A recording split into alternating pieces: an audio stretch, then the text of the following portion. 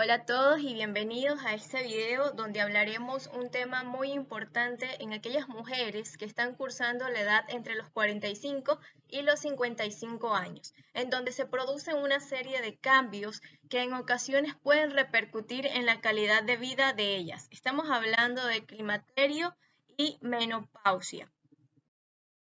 Es importante que antes de continuar con la explicación de este video dejemos en claro los dos términos, menopausia y climaterio. Menopausia se refiere al cese de la menstruación para el periodo de 12 meses. Esta de acá se encuentra comprendida entre los 45 y 55 años. Por el contrario, climaterio hace referencia a aquella etapa de transición entre la etapa reproductiva y la no reproductiva, en donde se presentan una serie de manifestaciones clínicas, las mismas que se pueden presentar 3 años antes de la menopausia y extenderse más de 4 a 6 años luego de que ya se ha establecido la menopausia. Antes de continuar con la fisiología de la menopausia, recordemos que el ciclo ovárico y el ciclo menstrual está regulado por el eje hipotálamo, hipófisis, ovario, en donde el hipotálamo estimula a la adenohipófisis para que ésta produzca la hormona luteinizante y folículo estimulante, las mismas que van a estimular al ovario para que ésta produzca estrógenos y progesterona. Sin embargo, vemos que en la fisiología de la menopausia se va a producir una disminución de la hormona inhibina. Esta hormona es secretada por el ovario y tiene la función de regular la síntesis de la hormona FSH. Entonces, como consecuencia de esta disminución de esta hormona inhibina, se va a producir un aumento en la producción de FSH. La misma que en condiciones normales produciría un aumento en la estimulación del ovario y como consecuencia un aumento en la concentración de estradiol. Sin embargo, en la menopausia, este aumento de FSH no da como resultado un aumento en el estradiol porque se va a encontrar con un ovario atrófico, que no responde a este aumento en las concentraciones de FSH, sino que más bien vamos a ver que en la menopausia se va a producir una disminución progresiva del estradiol. Y esta disminución del estradiol va a estimular más a la producción de FSH, sin embargo, no va a haber una respuesta adecuada. Y esta disminución de estradiol es la que va a ser la causante de una alteración en la maduración folicular, dando como resultado en nuestra paciente la presencia de ciclos ovulatorios y de ciclos anovulatorios. Y son estos ciclos anovulatorios los causantes de hipermenorrea en ciertos ciclos en nuestra paciente, donde ella nos va a referir que en ciertas menstruaciones ella nota que hay un aumento en el sangrado. Y esto es debido a que, como sabemos, en los ciclos anovulatorios no hay ovulación y como consecuencia no hay producción de progesterona, de tal manera que va a haber un aumento en la estimulación de estrógenos a nivel del endometrio, habiendo un crecimiento del mismo y como consecuencia un mayor sangrado. En la menopausia, una característica importante es que disminuyen, como les dije, los niveles de estradiol. Sin embargo, va a haber un aumento de estrona, que es otro tipo de estrógeno que resulta de la conversión de la androstrenodiona en estrona.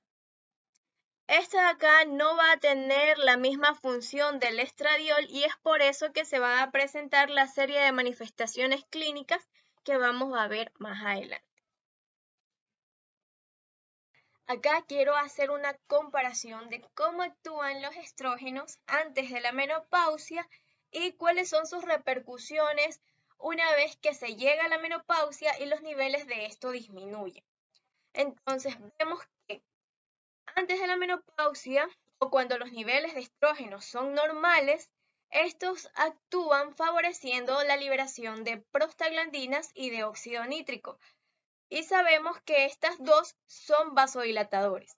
Sin embargo, en la menopausia, cuando disminuyen los niveles de estrógeno, se ha visto que también hay una disminución en la producción de prostaglandinas y óxido nítrico, dando como resultado una vasoconstricción indirecta. A su vez, la disminución de estrógenos a nivel hepático tiene como repercusión una disminución en la HDL y un aumento en la producción de LDL, representando esto un aumento en el riesgo cardiovascular. También tenemos que antes de la menopausia, los estrógenos inhiben la reabsorción ósea y a su vez van a estimular la producción de osteoblastos mediante la liberación del factor de crecimiento de osteoblastos.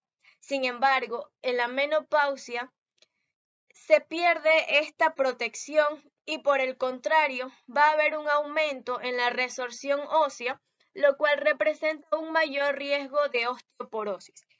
Acá vemos en el gráfico cómo se ve el hueso en una mujer antes de la menopausia y cómo se torna más esponjoso en la menopausia.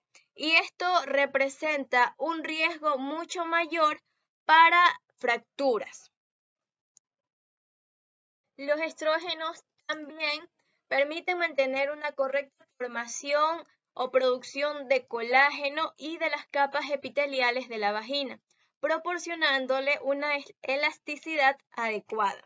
Sin embargo, cuando los niveles de estrógeno disminuyen, se ve alterada la producción de colágeno, la vascularización y la lubricación de la vagina, generando esto como consecuencia atrofia genital. Esta atrofia genital produce la sequedad vaginal y la paciente puede referir dispareunia y disuria. A su vez, hay un aumento en las infecciones vaginales. Y también vamos a ver que hay una disminución en la elasticidad vaginal. Finalmente, cuando disminuyen los niveles de estrógeno, también se describe que hay una disminución de serotonina. Y es esta disminución de serotonina la causante de los cambios de ánimo, la habilidad emocional, alteraciones del sueño y vigilia y también de la disminución del líbido. En el cuadro clínico vamos a distribuir los síntomas que refiere nuestra paciente en 3 puntos importantes: en lo somático, lo psicológico y en los urogenitales. Dentro de lo somático se engloba a los bochornos en donde nuestra paciente refiere o puede referir que tiene un aumento en la sudoración o que percibe sofocos. También dentro de lo somático tenemos dolores osteomusculares, sensación de opresión del pecho y palpitaciones. En lo que corresponde al parámetro psicológico, se describe cambios en el humor, insomnio, dificultad para conciliar el sueño, ansiedad o la habilidad emocional. Dentro de los urogenitales podemos encontrar aquellos síntomas que son consecuencia a la sequedad vaginal, que como describimos anteriormente puede ser disuria, dispareunia o un aumento en la frecuencia de infecciones vaginales. También disfunción sexual. Es importante que cuando estemos frente a una paciente con síntomas de climaterio se realice una evaluación integral, en donde en la primera consulta vamos a utilizar la escala MRS, que es la escala de clasificación de la menopausia, que posteriormente se las voy a poner en el video. Aparte de esta escala, es importante que realicemos un examen físico completo, el mismo que tiene que incluir el índice de masa corporal, presión arterial, circunferencia abdominal, evaluación de las mamas y examen ginecológico. Aparte de esto, también en la primera consulta vamos a pedir exámenes de laboratorio y de imágenes, los mismos que deben incluir una biometría hemática completa, perfil lipídico, glicemia en ayunas, pruebas de función tiroidea en el caso de que dentro de las manifestaciones clínicas encontremos alteraciones del estado de ánimo, citología vaginal y mamografía. Todo esto de aquí lo vamos a realizar en la primera consulta. La segunda consulta o el segundo control tiene que ser en un periodo menor de 3 meses de la primera consulta. En este segundo control, ¿qué vamos a hacer? Vamos a recabar los resultados del laboratorio y vamos a evaluar también las contraindicaciones que encontremos en nuestra paciente para el uso de terapia de reemplazo hormonal. También en este segundo control es importante repetir la escala de clasificación de la menopausia. Bueno, aquí tenemos la escala de clasificación de la menopausia o MRS, en donde básicamente se describen los síntomas propios de la menopausia. Esta escala está formada por 11 ítems, en donde del 1 al 4 se describe la sintomatología somática, del 5 al 8 la sintomatología psicológica y del 9 al 11 las de tipo urogenital. Cada uno de estos ítems va a ser evaluado del 0 al 4, donde 0 la paciente refiere que no siente molestia y 4 siente demasiada molestia. Bueno, aquí los vemos descrito cada uno de los ítems y esto de acá básicamente es lo que vamos a evaluar en nuestra paciente. ¿Por qué he puesto esta escala? Porque a partir de los resultados obtenidos en la aplicación de esta escala, nos va a guiar en el manejo que vamos a realizar en nuestra paciente. Bueno, no solo con la escala, sino con otros parámetros que vamos a revisar más adelante. Entonces, de acuerdo a los resultados, podemos decir que nuestra paciente presenta escasa sintomatología si presenta de 0 a 4 puntos en total. Los síntomas son leves si presenta de 5 a 8 puntos, moderado si es de 9 a 15 puntos y severa si es más de 16 puntos. Y aquí tenemos los posibles resultados que pudiéramos obtener luego de aplicar la escala MRS. Si obtenemos un total mayor a 16 puntos, está indicado una terapia reemplazo hormonal. Si el resultado se encuentra entre 8 y 16 puntos, la terapia de reemplazo hormonal va a depender del criterio médico. Si tenemos menos o igual a 8 puntos en el total de la escala, aquí vamos a utilizar la terapia de reemplazo hormonal si al evaluar cada uno de los parámetros obtenemos lo siguiente. Si en el somático hay más de 8 puntos, pues pudiera utilizarse la terapia de reemplazo hormonal. Si en la parte psíquica es mayor de 6 puntos, también puede utilizarse. Y si en lo urogenital es mayor a 3 o 4 puntos, también se puede considerar el uso de la terapia de reemplazo hormonal. Entonces, si luego de aplicar la escala MRS está indicado el uso de terapia de reemplazo hormonal, antes de plantear el tratamiento es importante que evaluemos si nuestra paciente no tiene ninguna contraindicación clínica para el uso de esta terapia. Entonces, recordemos cuáles son las contraindicaciones para el uso de terapia hormonal. Si queremos utilizar terapia oral, vamos a ver en quiénes no puede ser utilizada.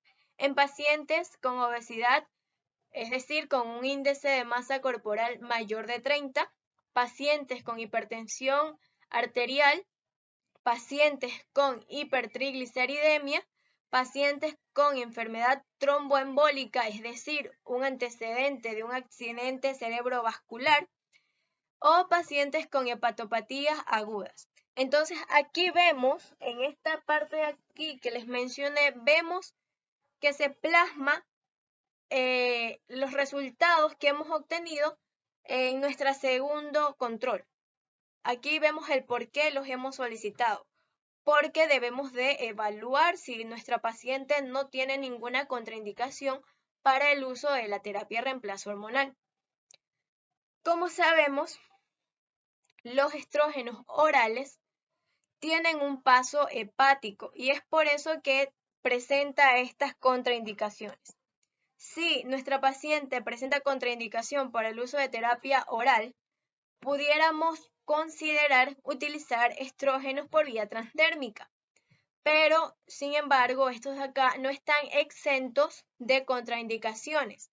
Entonces, nos preguntamos, ¿cuáles son las contraindicaciones para el uso de la terapia transdérmica? Pues tenemos cáncer de mama, cáncer de endometrio, sangrado inexplicado y una contraindicación relativa es lupus o porfiria.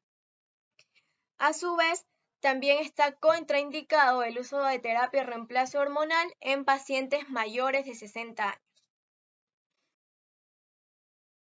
Entonces, vamos a elegir la terapia de reemplazo hormonal en nuestra paciente, no sin antes plantearnos la interrogante de si estamos frente a una paciente histerectomizada o si estamos frente a una paciente no histerectomizada. Si estamos frente a una paciente histerectomizada, podemos realizar el manejo con estrógenos solos, donde podemos utilizar por vía oral valerato de estradiol 1 miligramo día, estradiol micronizado 1 miligramo día o estrógenos conjugados a 0.3 miligramos día. En el caso de que esté contraindicado el uso de terapia oral y que no haya contraindicación para el uso transdérmico, pudiéramos usar parches o gel de estradiol de 0.5 miligramos a 1.5 miligramos día. Por el contrario, si estamos frente a una paciente no histerectomizada, es importante que recordemos que en estos pacientes hay que agregar a los estrógenos progestágenos. No podemos dar estrógenos solos porque podemos inducir a la hiperplasia endometrial. Entonces, en estas pacientes podemos utilizar los mismos estrógenos que fueron mencionados para aquellas pacientes no histerectomizadas, pero sumándole el uso de progestágenos. Podemos utilizar progesterona micronizada, ya sea de forma cíclica o de forma continua. En la forma cíclica se puede utilizar 200 miligramos día de progesterona después de la segunda semana del ciclo menstrual por 10 a 14 días.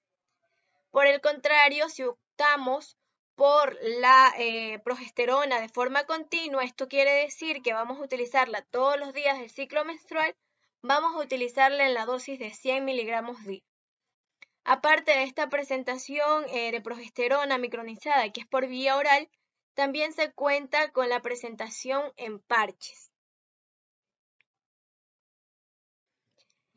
En el caso de pacientes en las cuales su síntoma predominante sea urogenital, específicamente sea molestias secundarias a la sequedad vaginal, en estas pacientes está indicado específicamente el uso de estrógeno vaginal, ya sea en presentación de cremas o anillos vaginales. A su vez, si estas pacientes presentan dispareumias, podemos agregar el uso de lubricantes vaginales para de esta manera disminuir las molestias de la paciente. Entonces, es importante que estas pacientes que se encuentran en esta etapa del climaterio y menopausia tengan un seguimiento. Pero nos preguntamos cada cuánto hay que hacer el seguimiento en estas pacientes. El seguimiento también va a depender si estamos con una paciente con terapia de reemplazo hormonal o si estamos con una paciente sin terapia de reemplazo hormonal.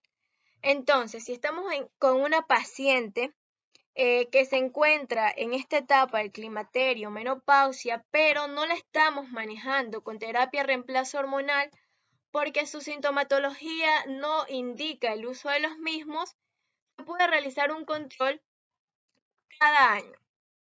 Por el contrario, si estamos con una paciente en la que estamos administrando terapia de reemplazo hormonal, el primer control debe de ser a los 2 meses. Si la paciente continúa con la sintomatología, la citamos a los 2 meses y así sucesivamente vamos a realizar el control cada 2 meses hasta tener un control de la sintomatología.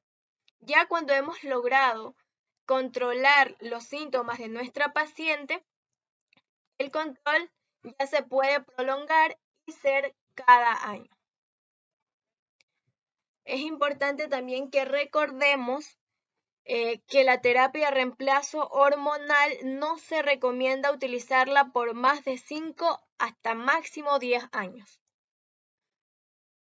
En aquellas pacientes en las cuales está indicado el uso de terapia hormonal, pero sin embargo presentan contraindicación absoluta para su uso, ya sea por vía oral o por vía transdérmica, se han descrito otras opciones. Se ha descrito el uso de fármacos antidepresivos o fitoestrógenos. Dentro de los antidepresivos se ha descrito el uso de fluoxetina, gabapentina o venlafaxina. Aunque estos fármacos no son utilizados con mucha frecuencia, es importante tenerlos en consideración para el manejo de estas pacientes.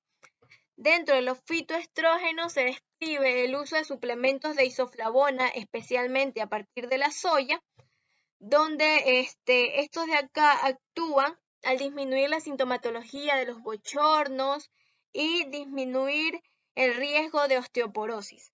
Sin embargo, es importante tener en consideración que el uso en altas dosis de estos suplementos de isoflavona de soya pudiera aumentar el riesgo de cáncer de mama.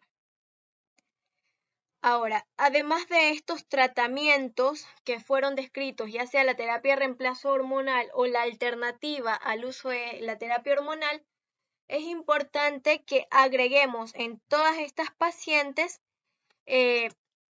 un tratamiento no farmacológico, el mismo que consiste en una dieta saludable, es decir, una dieta equilibrada en donde se disminuya el consumo de grasas o de carbohidratos y se agregue el uso de fibra y la ingesta adecuada de agua y que se ingieran cantidades adecuadas de calcio y vitamina D para disminuir el riesgo de osteoporosis. Asimismo, realizar ejercicio de manera regular, evitar el consumo de alcohol y bebidas de cafeína y no fumar.